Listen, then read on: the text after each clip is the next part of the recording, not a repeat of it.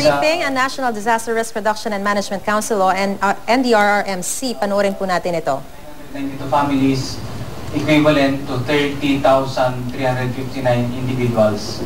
At yung iba naman, yung 1,438 families or equivalent to 7,065 persons ay nakikitira sa kanilang mga kamag-anak o mga kaibigan. Next slide.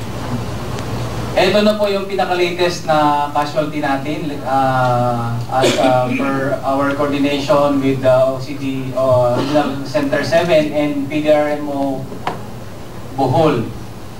So, ang pinaka-significant dito na update, itong increase ng death and injured at pagkakaroon ng missing sa Bohol. So, for a total of 144 dead, 291 injured, and then yung 23 missing.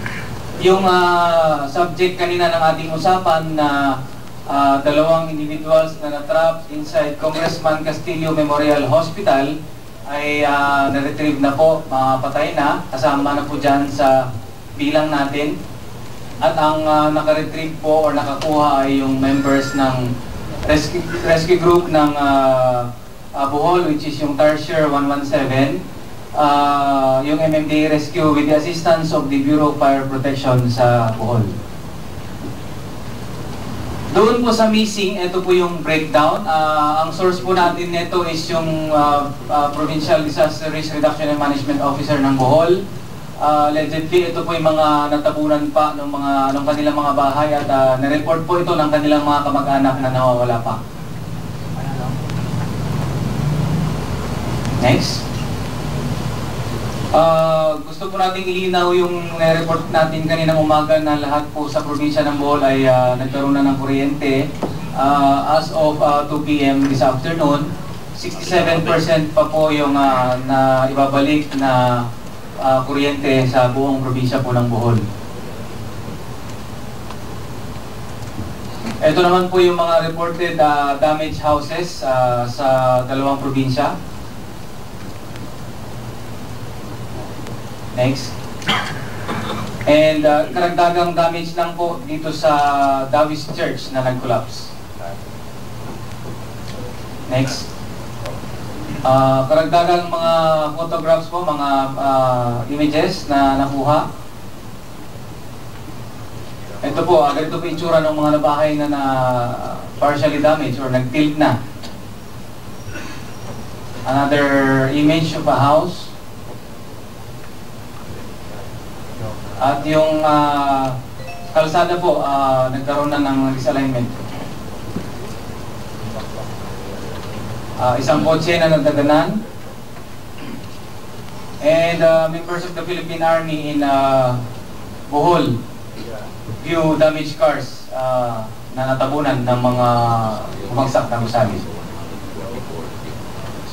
Yung atin pong MMDA, nakunan po ng litrato nung nagpadala sila ng mga gamit at mga tauhan doon sa Cebu at Bohol. Yun lamang po. Maraming salamat. Let's go back to the number of casualties.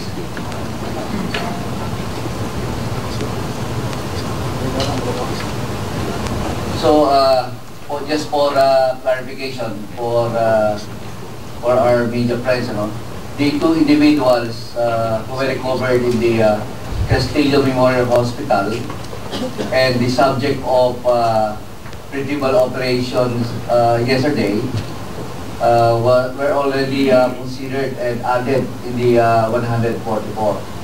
So kasama na po yung dalawa na nakuha ngayong hapon. So our final tally as of 5 p.m. is 144 and 291 injured with a missing of 23. Ito pong increase na ito can be attributed to the report provided by the Provincial Disaster Risk Reduction Management Officer of the Province of Bohol.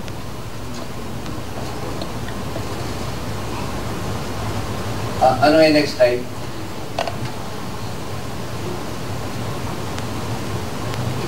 So ito yung distribution ng missing, all in Bohol. Wala pong missing so far na natanggap tayo with regards to Cebu City. So we have 23, 4 in Tagbilaran, 3 in Carin, Sibilia 1, Loon 11, and Antequera 4. For a total of 23 missing personalities. And the subject of search and rescue operations as of this time. Okay, we will now proceed to the actions taken by member agencies. We'll start with DPWH to be presented by Engineer Bisna Manyo. Good afternoon, Mr. Chairman. As of 4 p.m. today, meron ng initial cost of damage from Bohol, 57.8 million. That only cost for 3 bridges. And the bridges has increased from 20 in the morning to 23 today in the afternoon. And the cost for Cebu, we have also 7 bridges partially damaged in Cebu, although it is possible, but they are damaged, partially damaged, and it costs about 17.67 million with a total cost of 75.15 million. So for the roads in Bohol, we have increased the number of roads that are not passable from 4 in the morning to 5 as of 2 p.m. And the bridges from 20 to 23. Cebu, we have 2 flyovers and 5 bridges partially damaged. And we have a flood control and slope protection work in Bohol too, with a total of 57.5 million and 17.6 in Cebu, total of 75.15 million.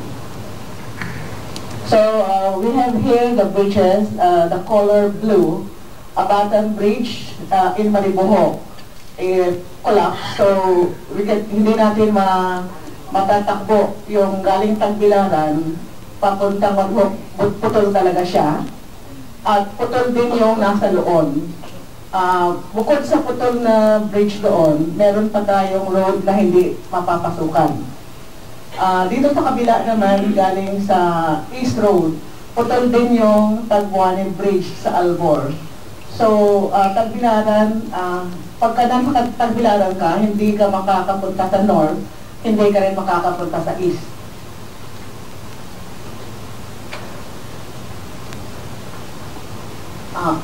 Ito yung bridge, Abatan Bridge from Maribohok. This is about 14 kilometers from Tagbilaran. And the Mualan Bridge in Loon is about 38 kilometers.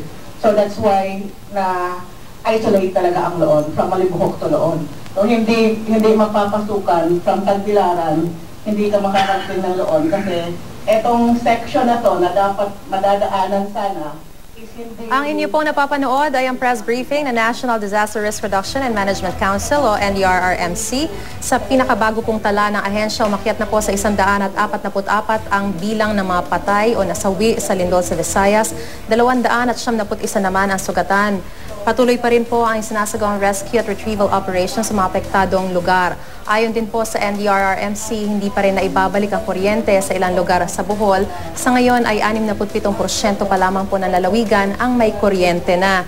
At gaya rin po ng binanggit kanina ay as of 4 p.m. na itala po ang cost of damage. Ito po ay initial na cost of damage pa lamang at umaabot na po ito ng 75.15 million pesos. Kanina po, mga bandang alas 10 ng umaga ay bumisita mismo si Pangulong Noynoy Aquino kasama po ang ilan sa kaniyang mga miyembro ng gabinete para personal na alamin ang lawak ng pinsala at asikasuhin ang pangangailangan ng mga biktima sa mga lugar na apektado o tinamaan ng magnitude 7.2 na lindol sa Central Visayas kahapon alas 8 ng umaga. Una po sa kanyang direktiba ay wag nang madagdagan pa ang masasaktan.